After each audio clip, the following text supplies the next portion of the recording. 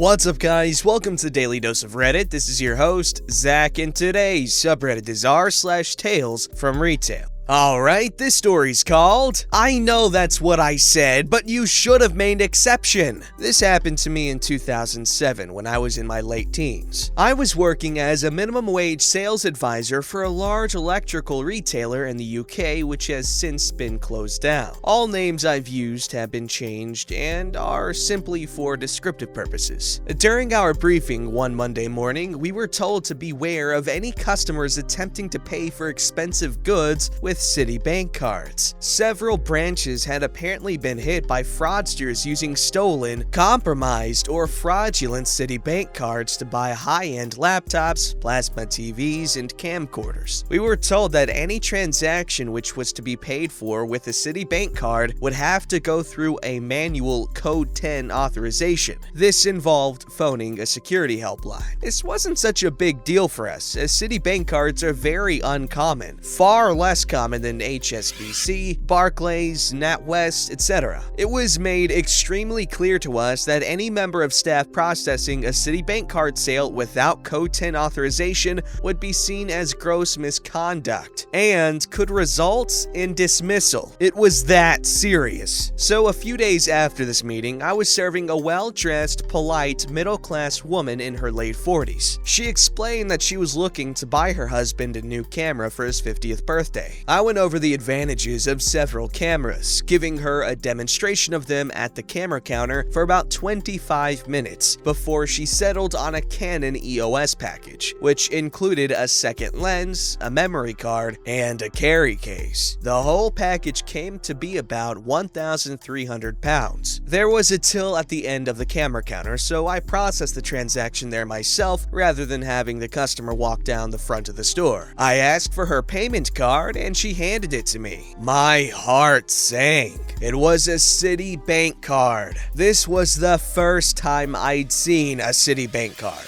But I had to remain professional and not give the customer any reason to be suspicious. I pressed a secret button on the till screen which would force the card payment to go through a manual Code 10 authorization before I put the card into the reader. The till gave me an error message and asked me to call a phone number for manual authorization, as expected. I apologized to the customer and picked up the phone under the till to call for an authorization. It was at this point that the customer became very defensive. "What do you need to do that for? Is that really necessary?" she said to me in a very stressed tone. While I was on hold, I explained that while I didn't know exactly why it'd gone to manual authorization, it could be the transaction value being over £1,000, or it could be if she hasn't used the card recently. "This is ridiculous. I use that card all the time and this has never happened before," she said with her arms crossed. My call was finally answered and I was asked a series of yes and no questions along with the last 4 digits of the card. My call was then placed on hold again while the information was verified. "Well, what's happening? How long is this going to take?" she barked. I apologized for the delay and explained that it's simply a security check and it won't take much longer. I was still on hold for what felt like an eternity, with my customer huffing and puffing with her arms crossed when I realized that the £1,300 worth of camera equipment was still left on the counter in front of me. I casually removed the camera and placed it under the till, and I replaced it with a pad of paper and a pen,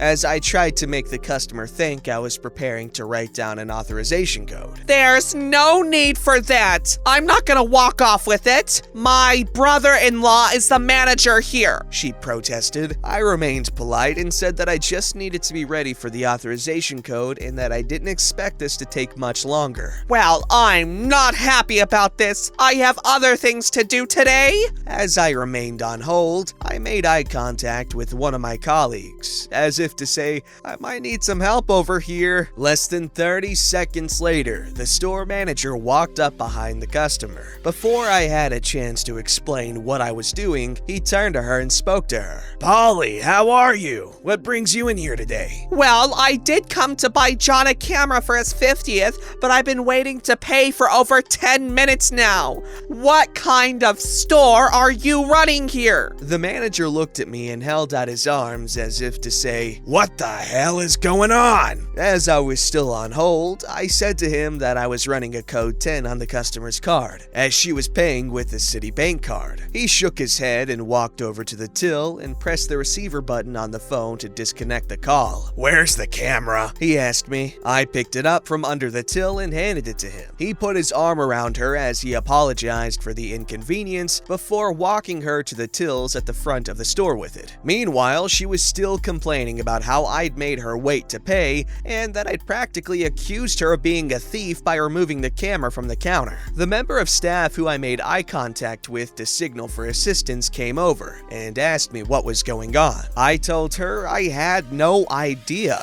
and that I was running a code 10 on her Citibank card when the manager came over and took over the sale. I remained at the back of the store and discussed the exchange with my colleague. A few minutes later, the store manager came back and asked me to follow him to the office, which I did. We sat down and he asked me what happened. I explained what happened before he walked over, and I reminded him that I was doing exactly what I was told to do in Monday's meeting. "But didn't you hear her tell you that she was my sister-in-law?" I told him that I did hear that, but under the circumstances, I had no idea if it was true or not, and so I ignored it. He sighed and leaned back in his chair before telling me I'd made him feel this small as he held out his thumb and forefinger and how I'd embarrassed him. I was shocked by this, and so I asked him if in the future I should ignore the company security procedure if the potential fraudster claims to be a friend or relative of the manager. "But she's not a fraudster! She's my sister-in-law!" So I asked him if the security advice we were all given on Monday still applied, and if it didn't, what should I do with the next customer who wants to pay with a Citibank card, but also claims to know him? "Yes, I know what I said. You should have made an exception, but it's too late now. The damage is done. Look, any more Citibank cards, just let me deal with them. All right?" I agreed to this, but I reminded him how bad it would have looked if I'd have taken her word for it and simply processed the transaction without authorization, just because she claimed to know the manager, only to later find out that she was a fraudster who had caused the store to lose £1,300. He didn't even properly reply, but just ignored what I'd said. I didn't see another Citibank card during this period of heightened security, and eventually the additional security measures were dropped a few weeks later. A couple of days later, he carried on as normal and pretended like it never happened, but I never received an apology for this incident with him. Wow, you know what? I didn't realize that my dad was a manager at an electronics store in the UK in 2007, because I'll be damned if that isn't my dad.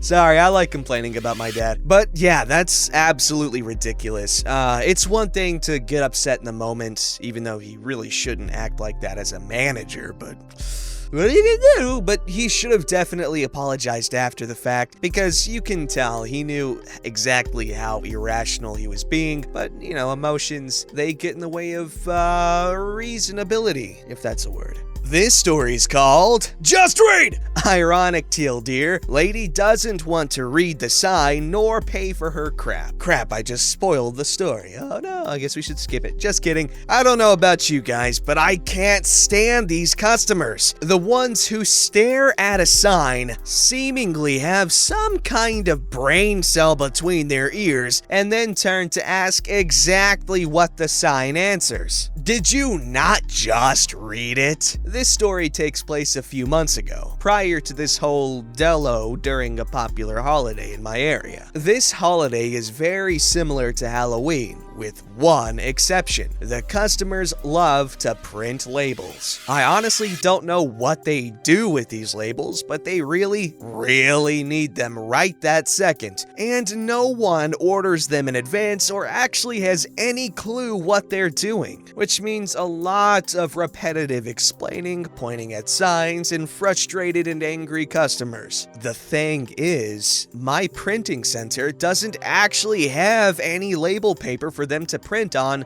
other than this very simple return address label which you have to order through our website. That's it. There's no magic system in our computers that can magically set up these labels to print perfectly on whatever sheet our customers find lying around their house. So if you want us to set up your design for you, that's a fee. Also, it takes like 48 hours, which they never have since they need it right now. Also, we only have 2 giant industrial-ready laser printers. If a customer brings in paper that's meant to go into an inkjet printer, a more high-quality photo-like printer, it will absolutely get demolished in that machine. It will and has broken our fuser in the machine, a $500 part. So no, I won't just try it when they demand that it's worked before in the past. You could be lying and I won't stake $500 on it and be stuck with the broken machine until new parts come in. For all of these reasons, we had to post signs. Multiple signs which basically read, for any holiday label printing, 1. If we set up your file, you will be charged a minimum $25 design fee plus the price of printing. Here is how to set up your file with labels bought from the retail part of the store. Insert instructions. 2.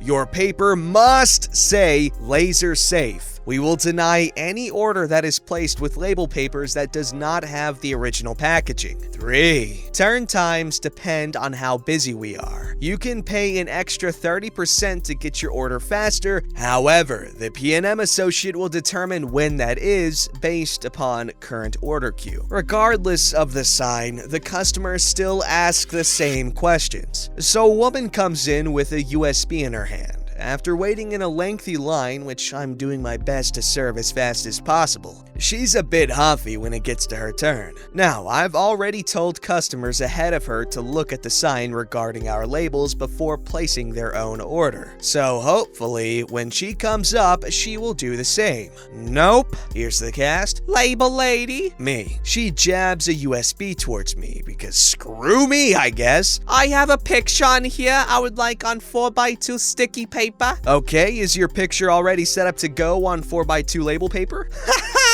I won't grab the USB stick until I know for sure she's gonna place this order. I know from experience, if I touch the damned thing, it's assumed I've accepted the job and won't charge for anything. I want sticker paper, and no, you set it up for me. While I'm saying this, I also gesture to our sign that's printed in a large format and mounted right in front of her face. Label paper is what we print on, and we charge an additional $25 fee for any setup we need to do. Also, we do not have label paper behind the counter, but you can. $25? That's absurd! You guys did it for me last time and set it up and everything. This is outrageous. Where does it say that? I literally point to the sign. You mean last holiday? That was a year ago, and the policies have changed recently. However, you can just go to this website here and... I never had to do anything like that. This is ridiculous. Regardless, this is the policy now, and I have no problem walking you through the steps on how to do it. You would just need to buy the paper from aisle... And now I've got to buy the paper too? She puts her hands on her hips and glares at me. You've always had to buy the label paper. At this point, I'm just angry and probably not doing a good job at hiding it. I interrupt her since I can tell she's just gonna argue again with me. This sign will tell you how you need to set up your files. We are a print-ready shop, as in you come in with your prints ready to go. If they are not already set up, we charge a fee for that. I want a manager or someone who knows what they're doing. They didn't charge me for this last year. I don't deserve to pay this. So I call a manager over and they don't know anything about the printing department. So my manager turns to me and asks, So, what's the policy this year? I state exactly what I told her. Okay. He repeats exactly what I said to the customer. This is ridiculous!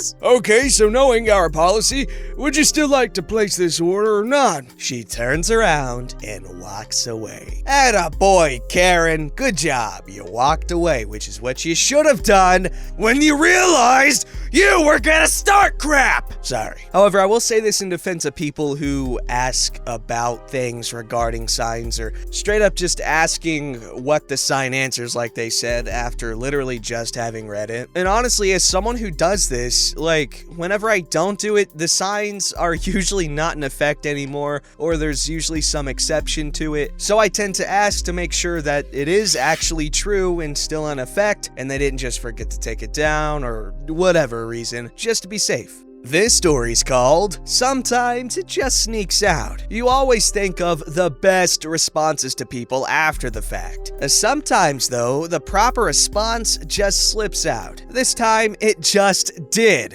So I'm working at a big box type store. You get all kinds of Karen-like people. We sold as one category ready-to-assemble furniture. Think Bush, O'Sullivan, Solder Office and Home Entertainment. The furniture pieces sometimes came in different colors. Oakwood grain, black, white, etc. Naturally, people would ask if we sold the item in another color. So I get called to the furniture department and the following conversation. Hi, what can I help you with today? I want this, Furniture item. but I want it in black. I'm sorry, we don't sell it in black. You don't? Does your other nearby store location have it? Fast forward through me, get a phone call. No, they don't. So when will you get black back in? Don't expect to. We've never carried it in black. Can you order it or can I get a rain check? I can't rain check an item we don't carry. I also can't order it from my warehouse because they don't have it either, as we've never carried it in black. When will you start carrying it in black? We may never carry it in black. If we do, I'll know when they ship it to me. But up to now, we've never carried it in black. Why do you keep saying that? What? We've never carried it in black? Yes, why do you keep saying it? 'Cause it's true, and the truth sounds the same every time you say it. She stares daggers. There was more inconsequential conversation, but this was the important bit. Sorry if it was boring, but someone has to write the drivel that other stories rise above. Hey now, don't you dare say stuff like that, because this is a good story, and very, very accurate as to the type of stuff one in retail may deal with when working in retail. Because this was r/Tales from... What are we talking about? Don't forget to like, subscribe, and hit that bell to never miss an episode.